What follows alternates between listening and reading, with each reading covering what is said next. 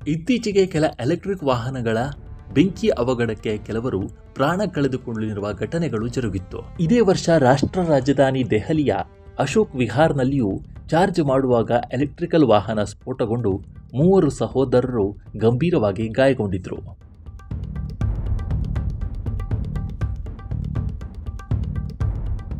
ಇಷ್ಟೇ ಅಲ್ಲದೆ ಚಾರ್ಜ್ಗೆ ಹಾಕಿದ್ದ ಎಲೆಕ್ಟ್ರಿಕಲ್ ದ್ವಿಚಕ್ರ ವಾಹನ ಸ್ಫೋಟಗೊಂಡು ವ್ಯಕ್ತಿಯೊಬ್ಬರು ಮೃತಪಟ್ಟಿರುವ ಘಟನೆ ಬೆಂಗಳೂರಿನ ಹಲಸೂರು ಪೊಲೀಸ್ ಠಾಣಾ ವ್ಯಾಪ್ತಿಯಲ್ಲಿ ಸಹ ನಡೆದಿತ್ತು. ಪದೇ ಪದೇ ಈ ರೀತಿಯ ಘಟನೆಗಳು ನಡೆಯುತ್ತಿರುವುದು ಎಲೆಕ್ಟ್ರಿಕ್ ವಾಹನಗಳ ಮಾಲೀಕರಲ್ಲಿ ಕಳವಳವನ್ನು ಹೆಚ್ಚಿಸಿದೆ.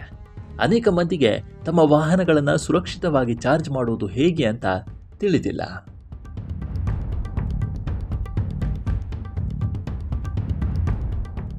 ಅನೇಕ ಎಲೆಕ್ಟ್ರಿಕ್ ವಾಹನಗಳು ಲಿಥಿಯಂ ಅಯಾನ್ ಬ್ಯಾಟರಿಗಳನ್ನು ಬಳಸುತ್ತವೆ. ಈ ಬ್ಯಾಟರಿಗಳನ್ನು ಬಳಸುವಾಗ ಬಹಳ ಹುಷಾರಾಗಿರಬೇಕು. ನೀವು ಸರಿಯಾದ ನಿಯಮಗಳನ್ನು ಅನುಸರಿಸಿದರೆ ಕಾರು ಎಂದಿಗೂ ಸ್ಫೋಟವಾಗುವುದಿಲ್ಲ. ಸಾಮಾನ್ಯವಾಗಿ ಕಾರು ಚಾಲನೆ ಮಾಡಿ ಹಿಂತಿರುಗಿದ ತಕ್ಷಣ ತಮ್ಮ ಕಾರನ್ನು ಚಾರ್ಜ್ಗೆ ಹಾಕ್ತಾರೆ.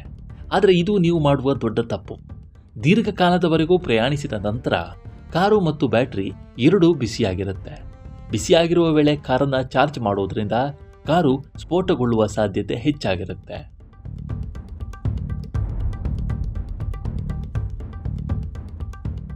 ಆದ್ದರಿಂದ ಕಾರು ಚಾಲನೆ ಮಾಡಿ ಹಿಂತಿರುಗಿದ ನಂತರ ಕನಿಷ್ಠ ಅರ್ಧ ಗಂಟೆ ಕಾಯಬೇಕು.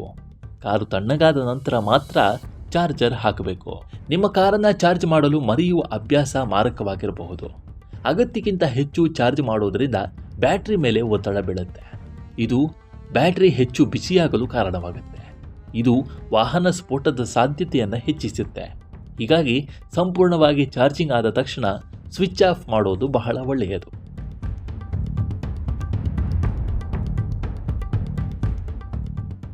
ಇನ್ನು ನೇರವಾಗಿ ಸೂರ್ಯನ ಬೆಳಕು ಅಥವಾ ಹೆಚ್ಚಿನ ತಾಪಮಾನದಲ್ಲಿ ವಿದ್ಯುತ್ ವಾಹನವನ್ನು ಯಾವತ್ತಿಗೂ ಚಾರ್ಜ್ ಮಾಡಬೇಡಿ.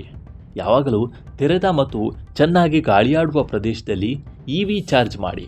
ಮಳೆಗಾಲದಲ್ಲಿ ಚಾರ್ಜಿಂಗ್ ಸಾಕೆಟ್ ಮತ್ತು ವೈರ್ಗಳನ್ನು ಪರಿಶೀಲಿಸಿ. ಒದ್ದೆಯಾದ ಸ್ಥಳದಲ್ಲಿ ಅಥವಾ ನೀರು ಲೀಕ್ ಆಗುವ ಸ್ಥಳದಲ್ಲಿ ಚಾರ್ಜ್ ಮಾಡಬೇಡಿ. ಇದು ಶಾರ್ಟ್ ಸರ್ಕ್ಯೂಟ್ಗೆ ಕಾರಣವಾಗಬಹುದು.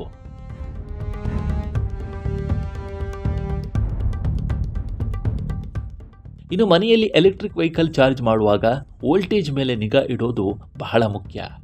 ವಾಹನ ಚಾರ್ಜ್ ಆಗುತ್ತಿರುವಾಗ ಮನೆಯಲ್ಲಿ ಎಸಿ ಅಥವಾ ಹೀಟರ್ನಂತಹ ಇತರ ಭಾರವಾದ ಎಲೆಕ್ಟ್ರಾನಿಕ್ ಉಪಕರಣಗಳನ್ನು ಏಕಕಾಲದಲ್ಲಿ ಚಲಾಯಿಸಬೇಡಿ. ಹೀಗೆ ಮಾಡೋದ್ರಿಂದ ವಿದ್ಯುತ್ ಹೊರೆಯ ಮೇಲೆ ಹಠಾತ್ ಪರಿಣಾಮ ಬೀರುತ್ತೆ. ಇದು ಮನೆಯ ವೈರಿಂಗ್ನಲ್ಲಿ ಶಾರ್ಟ್ ಸರ್ಕ್ಯೂಟ್ ಅಥವಾ ಸ್ಫೋಟದ ಅಪಾಯವನ್ನು ಹೆಚ್ಚಿಸುತ್ತೆ.